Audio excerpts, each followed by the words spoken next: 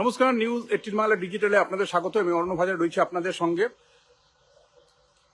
8 তারিখ বৃহস্পতিবার, অর্থাৎ গত বৃহস্পতিবার ইডির অভিযান সকাল থেকে আইপ্যাকের অফিস এবং তাদের কর্ণধারের বাড়িতে। আর ঠিক তার 7 দিন পরে 15 তারিখ জানুয়ারি মাসের আরেক বৃহস্পতিবারে সবকিছু ঠিক থাকলে শীর্ষ আদালতে উঠতে চলেছে ইডি আইপ্যাক অভিযান মামলা। এখনো পর্যন্ত আদালত সূত্রে যা খবর, সবকিছু ঠিক থাকলে বিচারপতি পি মিশ্রা এবং বিচারপতি পাঞ্চালির বেঞ্চে এই মামলা শুনানির জন্য আসতে পারে বৃহস্পতিবার। অর্থাৎ শেষমেশ সোমবার দিন যে মামলা নথিভুক্ত করে এনফোর্সমেন্ট ডিরেক্টরেট, অর্থাৎ সরাসরি এক্ষেত্রে অভিযোগ করা হয়েছে। শুধু তাই নয়, অভিযোগে ঘটনাস্থলে থাকা উপস্থিত আইপিএস, পুলিশ কর্তা, রাজ্যের প্রশাসনিক কর্তা, একাধিক ব্যক্তির বিরুদ্ধে সরাসরি বিবাদী করে তাদেরকে বিবাদী করে মামলা ঠুকেছে। আলাদা করে ইডির অফিসাররা যারা কাজে বাধা পেয়েছে, সব মিলিয়ে গত কয়েকদিন ধরে সোম মঙ্গল, আজ তো ছুটি ছিল সুপ্রিম কোর্ট, বুধবার, সোম মঙ্গল দুদিনই নজর রাখা হয়েছিল বা রেখেছিলেন মানুষ। কি হয় সুপ্রিম কোর্টে সকালে কি মেনশন করলো, রেজিস্টার কোশ্চেন করলো, সেই সমস্ত প্রশ্নের উত্তর কালকে সম্ভবত মিটতে চলেছে। কি বিষয় না, সুপ্রিম কোর্টে এবার সরাসরি ইডি যেটা বলতে চলেছে যে তাদের যে গুরু দায়িত্ব রয়েছে PMLA, অর্থাৎ prevention of money laundering act, সেই অ্যাক্ট অনুযায়ী কাজ করা, তাই যেটা তাদের সাংবিধানিক বা আইনসঙ্গত একটা ক্ষমতা তাদের রয়েছে, সেই ক্ষমতার প্রয়োগ করে তারা পশ্চিমবঙ্গে কি অভিযান চালাতে পারবে না পারবে না। কারণ তারা অভিযান চালাতে গিয়ে একাধিক মামলার মুখোমুখি হয়েছে।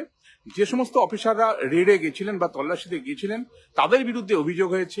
এমনটা হয়েছে কলকাতা পুলিশ এলাকায়, এমনটা হয়েছে বিধাননগর পুলিশ এলাকায়। এই দুই জায়গাতেই ইডির অফিসারদের বিরুদ্ধে যেভাবে মামলা করে হেনস্থা করা হয়েছে, এই প্রক্রিয়াটায় কার্যত ইডিকে চ্যালেঞ্জ ছোড়া হয়েছে বলে তারা মনে করছেন। তাই সরাসরি পুরো ঘটনাটার মধ্যে একটা ষড়যন্ত্র লুকিয়ে রয়েছে, অর্থাৎ লাউডন স্ট্রিট এবং ইলেকট্রনিক্স কমপ্লেক্স থানার গোদরেজ ওয়াটার সাইড, যেখানে আইপ্যাকের অফিস ছিল, এই দু জায়গার তাদের তল্লাশিতে যেভাবে বাধা দেওয়া হয়েছে এবং তাদের যেভাবে চাপ তৈরি করে সিজার পর্যন্ত করতে দেয়নি, এমন নানা রকম অভিযোগ রয়েছে। এগুলো ইতিমধ্যে আপনারা জেনে গেছেন, আমি বিস্তারিত বলছি না।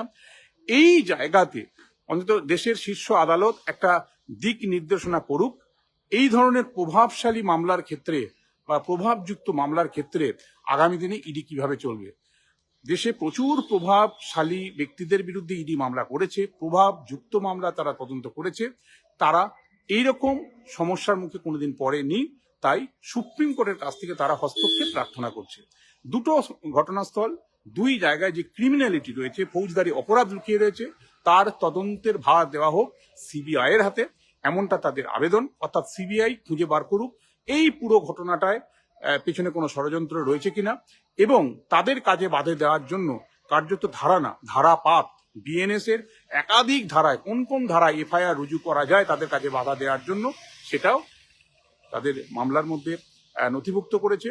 সব বিষয়ে পাশাপাশি তারা চেয়েছে, তারা যে অভিযানে গেছিল কয়লা পাচার মামলায়, সেই অভিযানের থেকে যে বিষয়গুলি তাদের প্রশাসনে বা তাদের জিম্মায় এসছিল, হেফাজতের কাছাকাছি এসছিল, কিন্তু সেটা তারা বাজেয়াপ্ত করতে পারেনি। কারণ সিজার লিস্ট করতে হয়, সিজ করার ক্ষেত্রে, বাজেয়াপ্ত করার ক্ষেত্রে সেই সিজার লিস্টটা পর্যন্ত তারা বানাতে পারেনি। এই অবস্থায় কারা বাধা দিল, কিভাবে বাধা দিল, সেটা তো তারা বোঝানোর চেষ্টাই করবেন। কিন্তু শেষমেশ বৃহস্পতিবারে সুপ্রিম কোর্টের এই মামলা হওয়ার পর তাদের সব থেকে যেটা বড় বিষয়, তাদের বিরুদ্ধে কি মামলা হবে, তারা কি এই ইডির PMLA আইনে আর্থিক অপরাধে তদন্ত করতে গিয়ে পুলিশি তদন্তের মুখোমুখি হবে নাকি তারা রক্ষা কবচ পাবেন।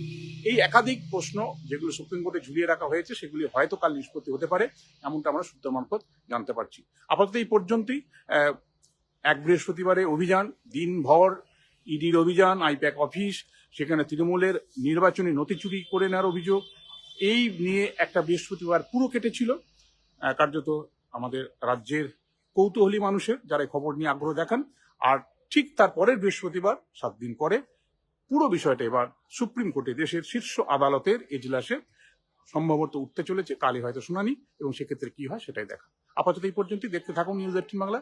যে কোনো খবরের সর্বশেষ তথ্যের জন্য আপনাদের নজর থাকুক আমাদের ডিজিটাল প্ল্যাটফর্ম এবং একই সঙ্গে টিভি প্ল্যাটফর্মের দিকে। ভালো থাকুন, সুস্থ থাকুন, সুন্দর থাকুন। আর অবশ্যই কোনো রকম সাজেশনস থাকলে জানাবেন কমেন্ট বক্সে কমেন্ট করে।